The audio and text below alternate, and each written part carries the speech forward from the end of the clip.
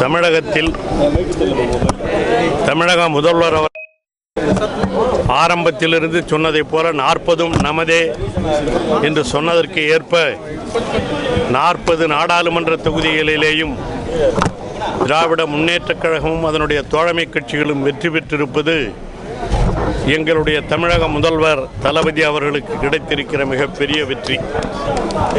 அதேபோல இங்கே விழுப்புரம் நாடாளுமன்ற தொகுதியில் முன்னாள் நாடாளுமன்ற உறுப்பினராக இருந்து மீண்டும் இந்த நாடாளுமன்ற தொகுதியிலே போட்டியிட்ட நம்முடைய அன்பிற்குரிய ரவிக்குமார் அவர்கள் 70,000 வாக்குகள் வித்தியாசத்திலே வெற்றி பெற்றிருப்பது விழுப்புரம் நாடாளுமன்றத்திற்கு கிடைத்திருக்கிற மிகப்பெரிய பெருமை.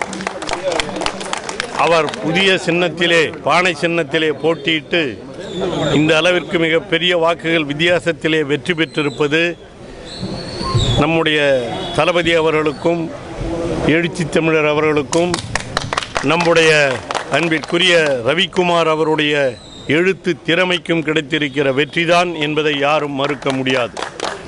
அந்த அளவிற்கு மிகப்பெரிய வெற்றியை ஈட்டி தந்த கழகத் தோழர்கள், விடுதலை சிறுத்தைகள் கட்சியை சார்ந்த நண்பர்கள், தோழமை கட்சி தோழர்கள் அனைவருக்கும், வாக்களித்த வாக்காளர் பெருமக்கள் அனைவருக்கும் இந்த விழுப்புரம் மாவட்ட கழகத்தின் சார்பாக என்னுடைய உளமார்ந்த நன்றியை நான் முதலில் தெரிவித்துக் கொள்கின்றேன். ரவிக்குமார் அவர்கள் தொடர்ந்து இந்த பணியை ஆற்றி நம்முடைய நாடாளுமன்ற தொகுதிக்கு மட்டுமல்ல, தமிழகத்திற்கு மட்டுமல்ல, இந்தியாவிலே இருக்கிற சமுதாய கொள்கைகளுக்காக, சமூக நீதி கொள்கைகளுக்காக என்றும் பாராளுமன்றத்திலே குரல் கொடுத்து நம்முடைய திராவிட மாடல் ஆட்சிக்கு உறுதுணையாக என்றும் திகழ்வார் என்பதிலே வேறுபட்ட கருத்து இருக்க முடியாது. அந்த அளவிற்கு நம்மோடு நின்று பாடுபட்டிருக்கிற அவர், அதேபோல நம்முடைய தமிழக முதல்வர் தளபதி அவர்கள் இன்று தமிழகம் மட்டுமல்ல இந்தியாவிற்கே வழிகாட்டியாக திகழ்ந்து கொண்டிருக்கிற அவர் திராவிட மாடல் ஆட்சி இன்று மற்ற மாநிலங்களுக்கும் பரவக்கூடிய ஒரு சூழலை இந்த தேர்தல் முடிவு உருவாக்கி இருக்கிறது. அந்த அடிப்படையில்தான் நாளை நம்முடைய தமிழக முதல்வர் அவர்கள் டெல்லி செல்லவிருக்கிறார்கள். அங்கே இந்தியா கூட்டணியினுடைய அந்த நிகழ்ச்சியிலே, தலைவர்கள் நிகழ்ச்சியிலே கலந்து கொண்டு அங்கே சிறப்பு செய்யவிருக்கிறார்கள்.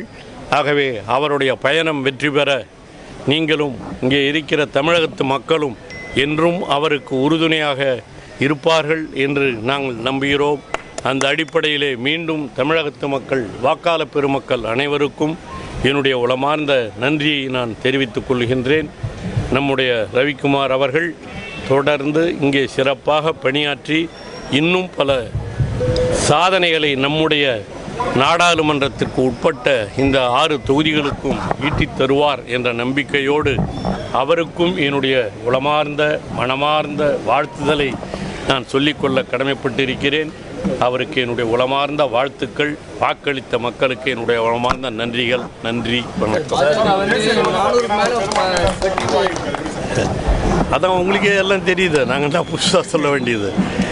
அவங்க எந்த அளவுக்கு இந்த நாட்டு மக்களை ஏமாற்ற வேண்டும் என்று எண்ணிதான் 400 என்று சொன்னார்கள். அவர்களே திட்டமிட்டு ஒரு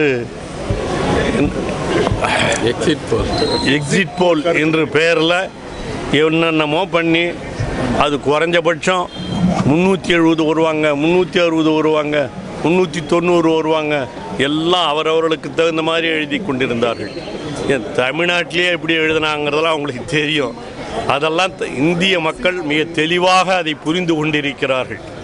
எதற்காக இந்த மோடி அவர்கள் இப்படி பேசுகிறார் என்பதையெல்லாம் தெரிந்து வைத்திருந்த காரணத்தினாலே தான் இந்த தேர்தலிலே சரியான பாடத்தை புகட்டியிருக்கிறார்கள் என்றுதான் நான் நம்புகிறேன்.